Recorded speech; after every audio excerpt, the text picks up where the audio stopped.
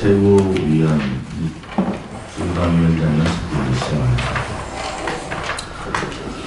문재인 좌파 독재 정권의 장기 집권 업무가 속속 드러나고 있습니다. 우리 대한애국당은 그동안 문재인 좌파 정권은 독재 정권이다.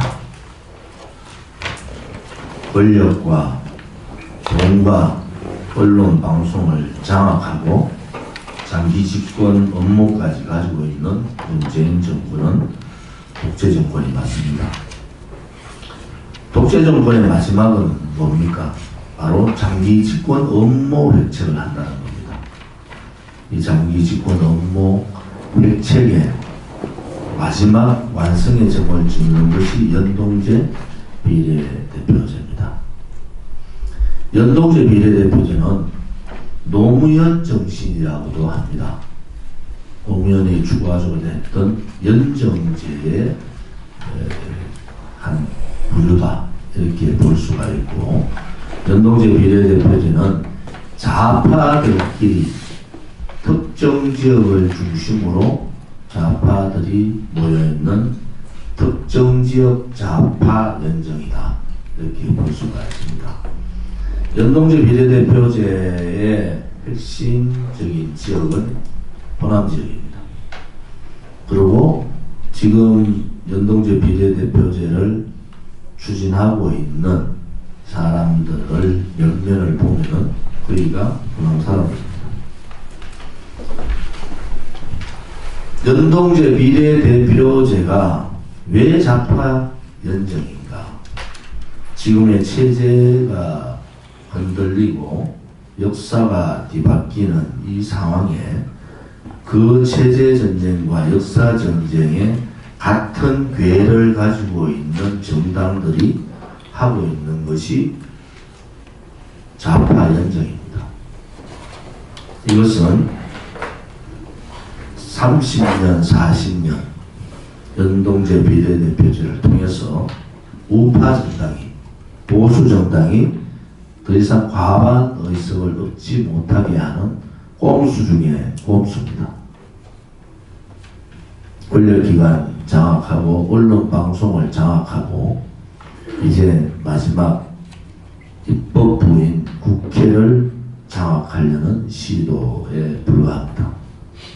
대한애국당은 연동제 비례대표제, 좌파들의 연정, 특정 지역을 중심으로 한 좌파들의 장기 집권 업무의 핵심인 연동제 비례대표제를 절대 반대합니다.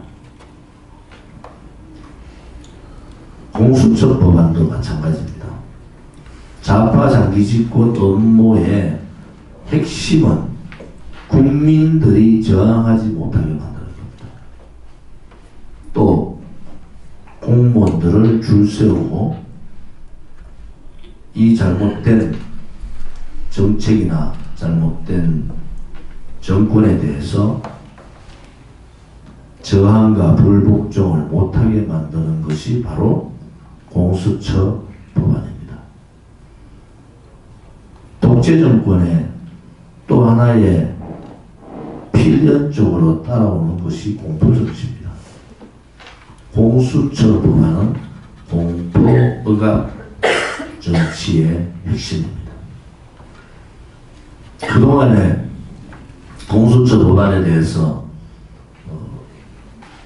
10여 년 공론화 작업이 있었습니다만은, 첫 번째는 공무원을 정권에 줄 세운다는 그러한 상권 분립에 위배된다 라는 입장에서 공수처 법안이 공정되었습니다. 두 번째는 국민의 알 권리에 대한, 또 정권의 부도덕이나 정권의 문제가 있음에 대한 이 국민 저항권을 막는 것이다, 이런 반론들이 있어서 정권을 잡은 사람이 가장 하고 싶지만은 그러한 여론의 반대 여론에 의해서 공수처 법안은 미뤄졌던 겁니다. 그런데 국회의 절차에도 맞지 않고 국회법에 위반해가면서 하루에 2명의 의원을 회기 내에 사모임시키고 그 다음에 국회의장이라는 자가 병원에 입원해서 병상결제를 하고 이메일을 통해서 팩스 등록, 이메일 어안 번호 발행 이런 국회에서 한 번도 해보지 못한 일들을 더불어민주당과 소위 말하는 좌파 연정 세력들이 눈 하나 깜짝하지 않고 하고 있습니다.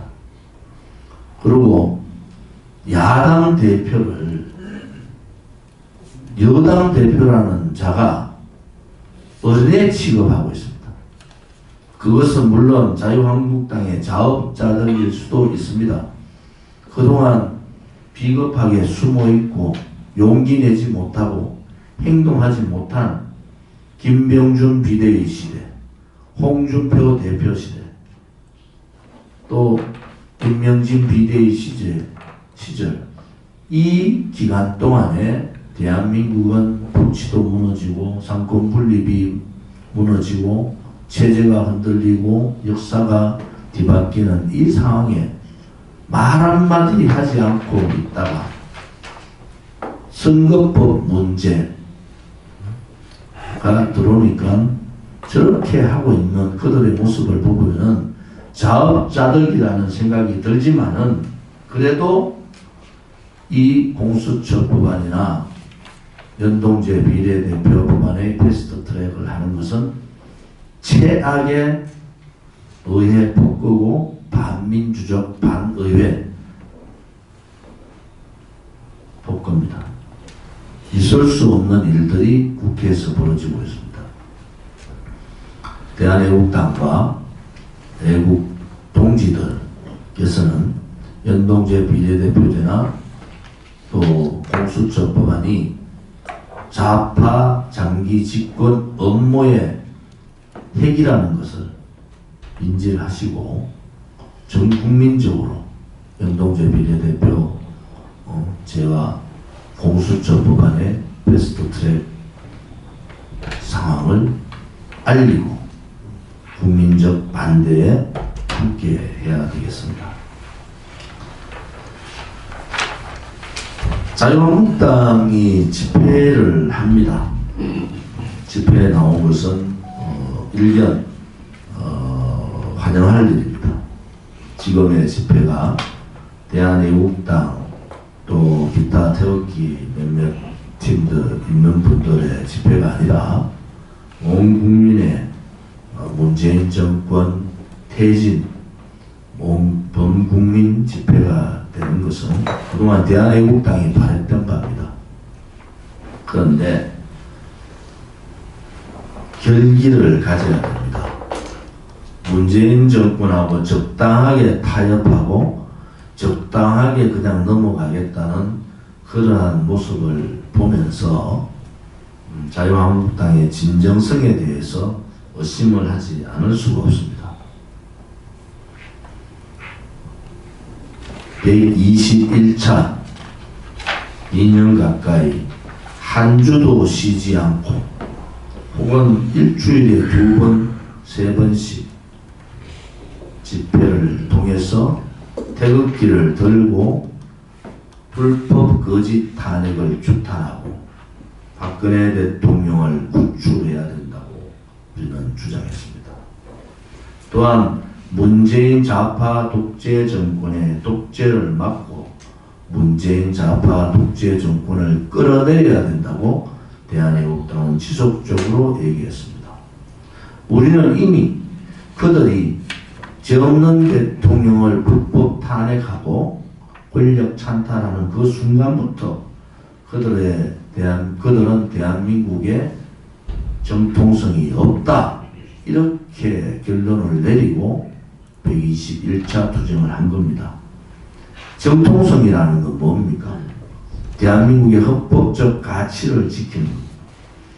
헌법에 의해서 정당하게 국민투표에 의해서 선출된 대통령의 임기를 보장하는 겁니다. 대통령 임기 중에 내란 외환죄 외에는 형사소추되지 않는다는 것이 법의 규정입니다. 그럼에도 불구하고 대통령에 대한 범죄 사실이 소명되지 않는 확실한 증거가 나오지 않는 상태에서 대통령을 파면해버린 이 법치의 사망이 지금의 오만불순한 국민을 무시하는 좌파 독재 정권을 만들어버린 겁니다. 국민 여러분, 또 애국 동지 여러분, 대한애국당이 2년간 했던 얘기들이 다 맞았지 않습니까? 박근혜 대통령이 죄가 없다는 것이 밝혀졌고, 배보연 헌법재판소의 공보관의 양심선언에서 보듯 탄핵 파면 사유가 되지 않는데도 불구하고 좌파들의 촛불에 겁먹은 헌법재판소에서는 헌법재판관들은 박근혜 대통령을 탄핵해버렸습니다. 역사는 알고 국민은 압니다. 우리가 그 많은 시간 힘들고 고난의 길을 걸었지만은 이제 국민들은 첫째, 박근혜 대통령의 죄가 없음을 알게 되었고, 두 번째, 문재인 좌파 독재 정권의 무능과 악랄함을 알게 되었고, 세 번째, 자유한국당의 무기력함을 알게 됐습니다. 이제 바꿔야 됩니다. 조원진이 아니라 황교안이 아니라 국민들 1000만이 모여서 문재인 좌파 독재 정권을 규탄하고 이 정통성 없는 문재인 좌파 정권을 끌어내릴 수 있는 유일한 방법은 보수 우파 국민들을 통합하는 겁니다. 보수 우파 국민을 통합하는 그 또한 유일한 방법은 박근혜 대통령에 대한 탄핵이 잘못되었다고 배보영 공보관과 같은 분들의 양심선언이 있어야 되고, 특히 탄핵을 주동했던 사람들의 정계 은퇴가 있어야 됩니다. 누군가는 책임을 져야 되지 않겠습니까? 누군가는 책임지는 그러한 정치를 할 때 대한민국 보수 우파는 하나가 되고, 어떠한 선거제도에 의해서도 보수 우파는 다수당을 할 수가 있다. 저는 그렇게 확신하는 사람입니다. 그것이 이루어지지 않고 죄 없는 대통령이 감옥에서 죽든 말든 문재인을 끌어내리면 된다. 국민들이 문재인을 끌어내리는 데 모이지를 않습니다. 그것은 뭐냐? 그들에 대한 원죄에 대한 석고대죄와 그들에 대한 정치적 심판을 해야 된다는 겁니다. 오늘이라도 자유한국당이 지금의 이 의회 폭거, 폭압정치, 공포정치를 하고 있는 더불어민주당과 좌파들이 어떻게 생성되었는가를 우리는 똑바로 알아야 됩니다. 근본부터 바꿔야 됩니다. 그렇지 않고 여러분들이 카페 깔고 자기 이름 들고 나오고 자기 당역 선전하는 그러한 집회 투쟁을 가지고는 이 악랄한 장기 집권 업무를 가진 문재인 좌파 독재 정권을 끌어낼 수가 없습니다. 이 문제는 분명히 변할 수 없는 원칙이다. 이 원칙에 충실하면은 대한애국당은 모든 길을 열겠다. 왜? 국민들이 바라고 있기 때문에. 다음 총선에서 여소야대 정국을 만들어라는 것은 국민들의 명령입니다. 대한애국당은 국민의 뜻에 따라서 만들어졌고 민초들의 뜻이 합쳐져서 만들어진 정당입니다. 국민들이 바란다면 우리는 그 길을 갈 것입니다. 다시 한번 말씀드리지만은 지금의 불법 거짓 탄핵의 진실을 밝히지 않고는 보수 우파가 하나가 될 수 있는 길은 없다, 이렇게 볼 수가 있습니다. 1분기 GDP 성장률이 마이너스 0.3%, 10년 만에 금융위기 이후에 최저입니다. 설비 투자가 마이너스 10.8%, 21년 만에 최저입니다. 민간 소비가 0.1%, 3년 만에 최악을 기록했습니다. 수출이 5개월째 마이너스 행진을 하고 경기 동행 실행지수가 무려 49년 만에 처음으로 9개월 연속 동반 하락을 했습니다. 경기 동행 선행지수가 무려 49년 만에 처음으로 9개월 연속 동반 하락을 했습니다. 노무라 정권의 한국의 경제 성장률은 2.4%에서 1.8%, 1%대로 떨어졌습니다. 시장이 문재인 정권의 경제정책을 받아들이지 않았습니다. 경제 참사를 넘어 이제는 대한민국 경제가 완전히 무너지는 상황까지 왔습니다. 투자를 하지 않고 어떻게 대한민국 경제가 성장하겠습니까? 많은 기업들이 지금 공장을 외국으로 옮기고 있고 투자를 하지 않고 있습니다. 문재인 좌파 독재 정권의 무능한 모습이 적나라하게 나타나고 있습니다. 이제는 그들을 끌어내지 않고 이러한 경제정책의 변화를 하지 않고는 대한민국 경제가 살아날 수가 없습니다.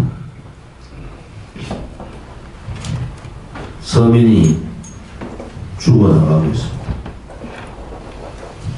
시장이 죽어나가고 있습니다. 반도체를 중심으로 한 수출이 반토막이 났습니다. 일자리는 청년들의 미래를 뺏어버렸습니다. 이제는 다시는 이러한 무능한 좌파 독재 정권의 경제 정책으로 대한민국이 망할 수는 없습니다. 국민들의 잘못된 정책에 대한 불복종 운동이 불처럼 일어나야 됩니다. 그냥 침묵하고 계시면은 그들은 그것이 자기들이 옳았냐, 자기들이 잘됐냐, 지금도 내년 되면은 좋은 결과가 있을 거라고 얘기합니다. 더 이상 속으시면 안 됩니다. 대한민국 경제, 위대한 대한민국 경제가 2년 만에 경제 지표가 완전히 최악을 나타내고 있습니다. 국민 여러분, 그리고 외국 동지 여러분, 문재인 정권 퇴진, 경제 참사, 인사 참사, 법치 참사에 우리는 다 같이 함께 투쟁해야 합니다.